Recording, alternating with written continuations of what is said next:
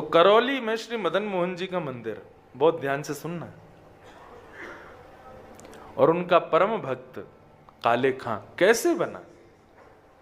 एक विजातीय, एक मुस्लिम समाज में रहने वाला व्यक्ति, जिसके बारे में कल मैं कह रहा था, जिसने कभी सत्संग नहीं किया। हम लोग सत्संग इसलिए करते हैं, संतों का संग इसलिए करते हैं, तीर्थ यात्रा इसलिए करते हैं ताकि ठाकुर जी का सानिध्य हमको मिले। लेकिन इस काले खां ने तो कुछ भी नहीं किया था, और ऐसा सानिध्य मिला मदन मोहन जी का। तो काले खां अपने समुदाय में, मुस्लिम समुदाय में बहुत उसकी मतलब उसको बहुत अच्छा व्यक्ति माना जाता था करौली में। क्यों? हृदय का बड़ा अच्छा था, रोज अपनी नमाज पढ़ता था समय से, और अपना कलमा आदि जो भी वो करते हैं सब करता था। अपने धर्म के प्रति बहुत निष्ठावान, नियम नहीं टूटने देता था अपना। नमाज इतने बजे करनी है तो करनी है, उसको इतने बजे वो कलमा आदि करना है, अपने मस्जिद जाना है, वो जाता ही था समय से। और डाकिया था, पोस्टमैन था, तो डाकघर में काम करता था, और चिट्ठियां जहां जहां की आती थी उन चिट्ठियों को उन्होंने स्थानों पर वितरित करने जाता था। एक दिन चिट्ठियों के मध्य में एक चिट्ठी थी श्री मदन मोहन जी की। तो काले खां के पास जब चिट्ठी आई तो उसमें एक चिट्ठी थी मदन मोहन जी मंदिर की। गए, सब जगह वितरण करते हुए, जैसी देखा सीढ़ी चढ़ के ऊपर मदन मोहन जी का मंदिर, तो बोले कि मैं तो डाकिया हूं और ये मेरे नहीं तो हिंदुओं के खुदा हैं, मैं जाने में क्या दिक्कत है। ऊपर चढ़ करके गए और जाकर के जो द्वारपाल था, उस द्वारपाल को ही चिट्ठी दे दी उन्होंने, और कहा ये मंदिर की चिट्ठी आई है मदन मोहन जी की, तो जो भी मदन मोहन जी हो उनको दे देना। उसको क्या पता थी मदन मोहन जी साक्षात ठाकुर जी हैं। बोले मदन मोहन जी की चिट्ठी आई है, उनको दे देना। उसने कहा ठीक है। अब वो बाकी की चिट्ठियां अपनी रख रहे थे, इतने में ही द्वारपाल ने दरवाजा खोल के भीतर प्रवेश किया, और यहां चिट्ठी रखते हुए उन्होंने केवल दृष्टि उठा करके उस हल्की सी खुली हुई किवाड़ से भीतर ठाकुर जी के उस त्रिभंग ललित स्वरूप को देख लिया।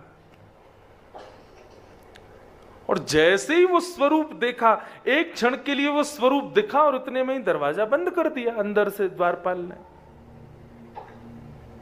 अब तो ऐसी स्थिति, मनस्थिति काले खां की हो गई।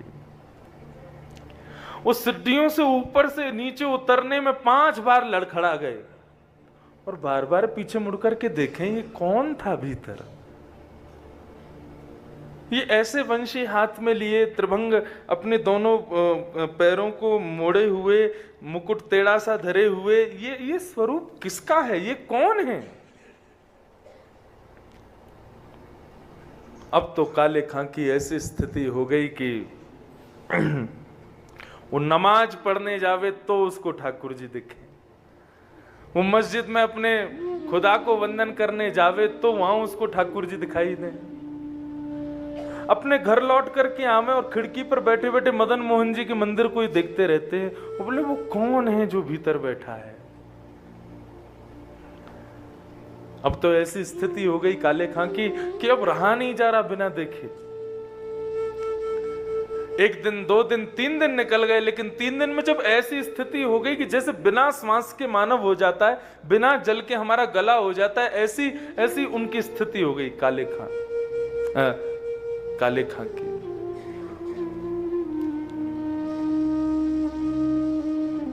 अब तो काले खां ऐसा करने लगे, झूठी झूठी मदन मोहन जी की चिट्ठियां खुद बनाने लगे, ताकि इस बहाने जाऊंगा तो सही।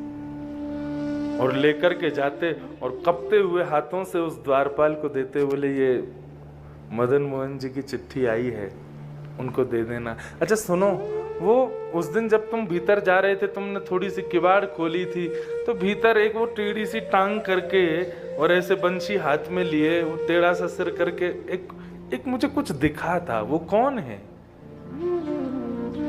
बोले वो हमारे ठाकुर जी हैं, वही मदन मोहन जी। बोले वही मदन मोहन है। बोले हाँ, अच्छा ठीक है, ये चिट्ठी दे देना। द्वारपाल बोला हाँ मैं दे दूंगा। बोले अभी दे आओ ना भीतर। बोले अरे अभी कुछ सेवा चल रही है, बाद में दे दूंगा। बोले 2 मिनट लगेगा, दे के आ जाओ ना। उनको ये प्रलोभन था कि ये भीतर जाएगा, गेट खुलेगा तो मुझे दिख तो भी जाएंगे।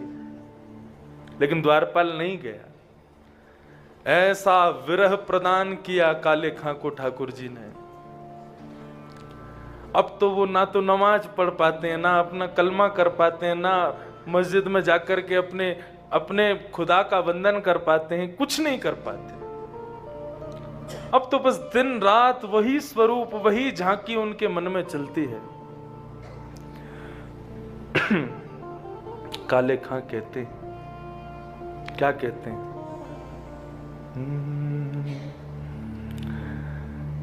लगन जो लागी नाथ,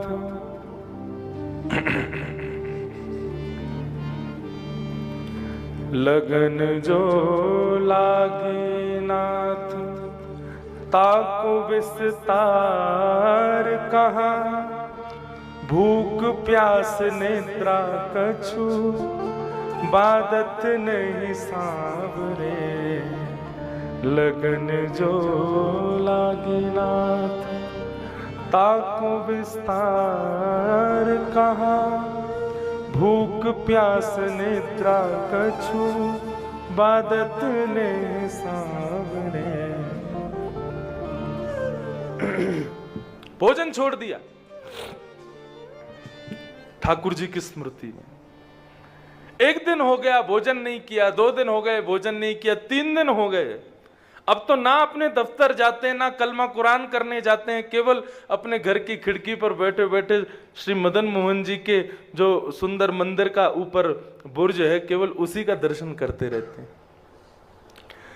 मदन मोहन मूर्ति को बेग दर्शावो आप, एक एक क्षण कोटि कल्प समझावरे। हे मदन मोहन जी मुझे दर्शन दो। क्यों? क्योंकि आपके बगैर एक एक क्षण भी मुझे कल्प के समान लग रहा है। मुझे ऐसा लग रहा है कि ना जाने कितना युग बीत रहा है आपके दर्शन के बगैर।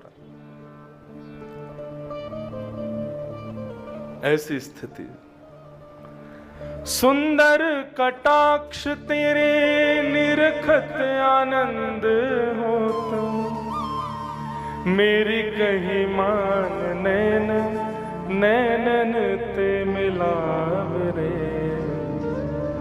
आपके सुंदर स्वरूप, सुंदर कटाक्ष को देख करके मेरो मन उन्हीं में ही अटक गयो है। हे नाथ, मुझे तो ऐसा लगता है मेरे कलमा कुरान और मेरे समुदाय के जो भी नियम हैं उनके पालन का मुझे फल आपके रूप में मिला है। ठाकुर जी का स्मरण करते। रात्रि में जब 3 दिन हो गए तब ठाकुर जी को शयन करा रहे थे गोस्वामी जी, और शयन के समय पर एक बंटा भोग ठाकुर जी के पास रखा जाता है। रात में अगर भूख लगे तो ठाकुर जी उसमें से कुछ पा लेंगे। उस बंटा भोग को रख करके गोस्वामी जी कपाट बंद करके चले गए, और यहाँ बैठे बैठे काले खां, ताज खां बैठ करके ठाकुर जी का सुंदर स्तवन कर रहे थे। इतने में ही एक दिव्य प्रकाश उनके कक्ष में प्रकट हो गया। बिल्कुल मूर्छा की अवस्था में जब आ गए, भूख प्यास से व्याकुल होकर के, तभी एक दिव्य प्रकाश दिखाई दिया, और जैसे तैसे नेत्रों को छुपा करके उन्होंने जैसे ही अपने कक्ष में देखा तो सामने बंटा भोग हाथ में लिए साक्षात श्री मदन मोहन जी खड़े हुए हैं। मदन मोहन जी बैठ गए। अब तो जैसे ही उनका स्वरूप देखें, स्वरूप देख करके आनंदित हो गए, नेत्रों से अश्रुधार बहने लगी। ठाकुर जी अपने कर कमलों से अपना जो बंटा भोग है उसी के भोग का ठाकुर जी उनको रसस्वादन करा रहे हैं, उनको खिला रहे हैं। कितने कृपालु हैं नाथ। एक म्लेच्छ के ऊपर जिसने कभी जप नहीं किया, कोई नियम नहीं किया, कोई तप नहीं किया, कोई साधना नहीं की, किसी भी प्रकार से ठाकुर जी के योग की उसके भीतर एक गुण नहीं है, लेकिन ठाकुर जी उस पर कृपा करने के लिए पहुंच गए। अपने कर कमलों से ठाकुर जी ने उसको भोग खिलाया, और भोग खिलाते ही जैसे ही उसने एक निवाला भीतर लिया, इतने में ही ठाकुर जी वहां से अंतर ध्यान हो गए। अपना दर्शन करा के ठाकुर जी वहां से अंतर ध्यान, रात भर मूर्छावस्था में पड़े रहे।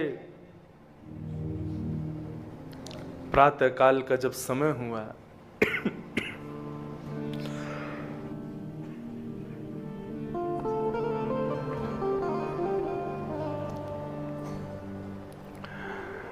सुबह का जब समय हुआ, गोस्वामियों ने ठाकुर जी को उत्थापन करके जैसे ही सब सामग्री देखी तो वहां पर बंटा भोग नहीं था। पूरे मंदिर में हल्ला मच गया, ठाकुर जी का भोग कहां गया? सोने के पात्र में, सोने के बंटा भोग में ठाकुर जी की प्रसादी रखी जाती है, कौन ले गया? अरे चोरी हो गई, चोरी हो गई। पूरे करौली में हल्ला मच गया। गोस्वामियों ने बड़े बड़े अफसरों को बुलाया, बोले ठाकुर जी का भोग चोरी हो गया। ठाकुर जी, भोग चोरी नहीं, भोग जिस पात्र में था सोने का वो चोरी हो गया। इतने में ही सामने से काले खां ऊपर चढ़ करके आने लगे, और हाथ में वही बंटा भोग जिसमें ठाकुर जी प्रसादी लेकर के गए, वो लेकर के आए। गोस्वामियों ने जैसे ही उनके हाथ में बंटा भोग देखा, तुरंत कहा इसको बंदी बना लो, इसने चोरी की है, म्लेच्छ है, हमारे ठाकुर जी की सामग्री चुराता है। बंदी बना लिया उनको, बंदी बना करके बैठा लिया। मुस्कुरा रहे थे काले खां। गोस्वामी बोले तुमने चोरी की ठाकुर जी की? बोले मैंने चोरी नहीं की है, तुम्हारे लाला ने चोरी की है। बोले हमारे लाला ने? हाँ, तुम्हारे मदन मोहन जी ने चोरी की है, मेरे चित्त की चोरी की है, मेरे धर्म की चोरी कर ली, मेरे नियमों की चोरी कर ली। मैं अपने कुल खानदान में व्यवस्थित था, मेरा सब कुछ हरण कर लिया इसने, तुम्हारे टेढ़ी टांग वाले ने, इसने चोरी की।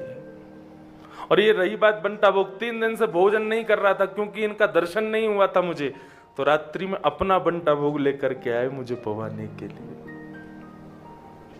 बंदी बनने को तैयार हूं, लेकिन शर्त एक है, कारागृह के रूप में मदन मोहन जी का मंदिर चाहिए मुझे। यहीं पर बंदी बन के रहूंगा ताकि इनको निहारता रहूं।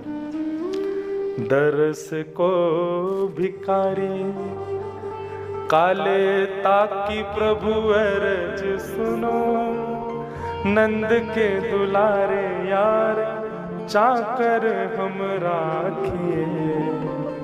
दरस को भिखारी काले हमारी अर्ज सुनो, नंद के दुलारे यार चाकर हमें राखिए। हमें अपने मंदिर में चाकरी दे दो। कैसे कृपालु है नाथ। उस काले खां पे कृपा की। ऐसे ही ताज खान हुए, काले खान हुए, ये सब मदन मोहन जी के शिष्य हुए। कितने कृपालु हैं नाथ, विचार करो। कंबा दयालुम शरणम ब्रजेम,